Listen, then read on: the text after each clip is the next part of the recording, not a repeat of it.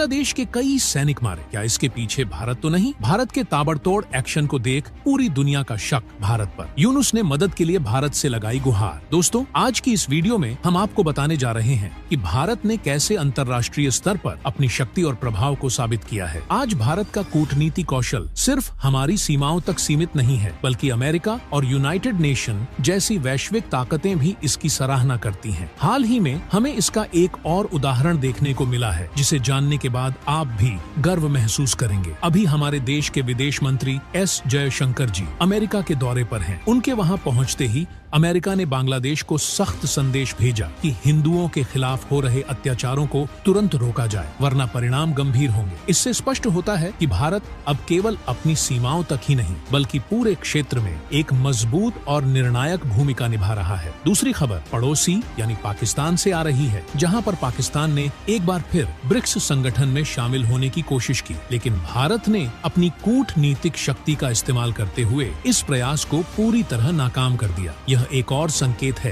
कि भारत अब अपने हितों की रक्षा करने में किसी से पीछे नहीं हटता। तीसरी खबर भारत के डिफेंस एक्सपोर्ट से सामने निकल कर आ रही है। हाल ही में खबर आई है कि वियतनाम भारत से उन्नत मिसाइल खरीदने की इच्छा रखता है। इस दिशा में भारत ने भी वियतनाम को कई महत्वपूर्ण प्रस्ताव दिए हैं, जो दोनों देशों के रिश्तों को और मजबूत करेंगे। चौथी खबर बांग्लादेश और म्यांमार बॉर्डर से आ रही है, जहां पर बांग्लादेश म्यांमार सीमा पर तनाव बढ़ता जा रहा है, जहां कई बांग्लादेशी सैनिकों के मारे जाने की खबरें आई हैं। इन घटनाओं पर भी हम आज विस्तार से चर्चा करेंगे। अगर आपको यह खबरें महत्वपूर्ण लगती हैं और आपको हमारा वीडियो पसंद आता है, तो इसे लाइक जरूर करें। आइए अब इन सभी महत्वपूर्ण घटनाओं को विस्तार से समझते हैं। दोस्तों, अब बात करते हैं हमारे विदेश मंत्री एस जयशंकर जी की महत्वपूर्ण अमेरिकी यात्रा की, जो इन दिनों अंतर्राष्ट्रीय चर्चा का विषय बनी हुई है। करीब 6 दिनों की इस यात्रा में उनका एजेंडा काफी सशक्त और महत्वपूर्ण है। अमेरिका पहुंचते ही उनकी मुलाकात डोनाल्ड ट्रंप, जो बाइडेन के कई प्रमुख नेताओं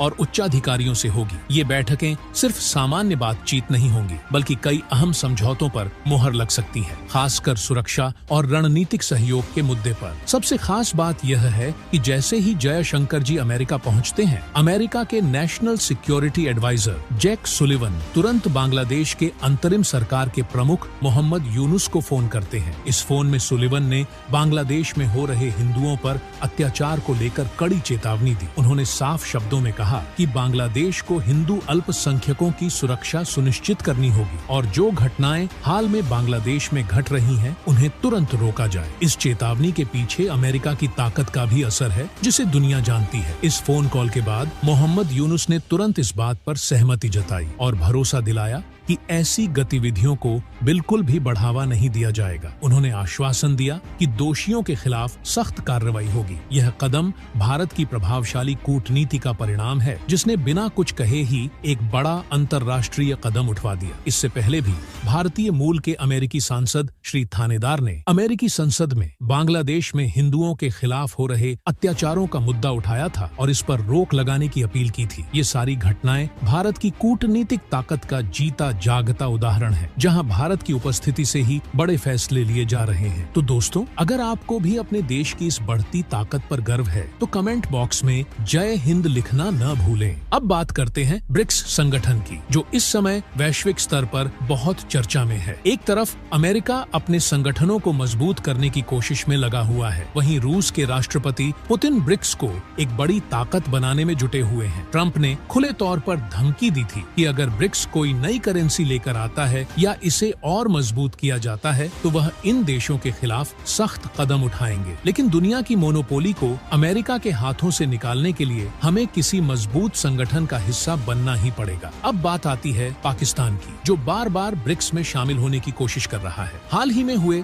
ब्रिक्स सम्मेलन के दौरान पाकिस्तान ने फिर से मेंबर बनने की कोशिश की, लेकिन न सिर्फ पाकिस्तान बल्कि तुर्की और अजरबैजान ने भी इस संगठन में घुसने की कोशिश की। हालांकि भारत ने अपनी कूटनीतिक ताकत का इस्तेमाल करते हुए वीटो का अधिकार लगाकर इन सभी देशों की कोशिशों को नाकाम कर दिया। भारत ब्रिक्स का एक मजबूत सदस्य होने के नाते यह सुनिश्चित करता है कि कोई भी देश जो उसके हितों के खिलाफ हो, इस संगठन का हिस्सा न बन पाए। यूनाइटेड नेशन की तरह ही ब्रिक्स में भी कुछ परमानेंट और टेम्परेरी पार्टनर होते हैं। हाल ही में रूस ने ब्रिक्स को और विस्तार देने के लिए 13 देशों को निमंत्रण भेजा था, जिसमें Belarus, Bolivia, Indonesia, Kazakhstan, Cuba, Malaysia, Thailand, Uganda और उज्बेकिस्तान जैसे देश शामिल हैं। लेकिन इनमें से कई देशों ने अभी तक इस निमंत्रण को स्वीकार नहीं किया है। खास बात यह है कि इस लिस्ट में पाकिस्तान का नाम भी शामिल था, क्योंकि रूस उसे IRSDC कॉरिडोर के तहत एक महत्वपूर्ण सदस्य बनाना चाहता था। बावजूद इसके भारत ने अपनी शक्ति का प्रयोग करते हुए पाकिस्तान को ब्रिक्स में शामिल होने से रोक दिया। दूसरी ओर तुर्की ने अपनी रणनीति से बड़ा फायदा उठाया है। तुर्की, जो अक्सर कश्मीर के मुद्दे पर भारत के खिलाफ बोलता रहता था, अब अचानक चुप हो गया है और भारत के प्रति उसका रवैया भी थोड़ा नरम नजर आ रहा है। इसके पीछे संभवतः भारत के साथ कोई सहमति बनी होगी, जिससे तुर्की को ब्रिक्स में सदस्य बनने का अवसर मिल सकता है। पाकिस्तान की स्थिति अब और भी कमजोर हो गई है। न सिर्फ यूनाइटेड नेशन में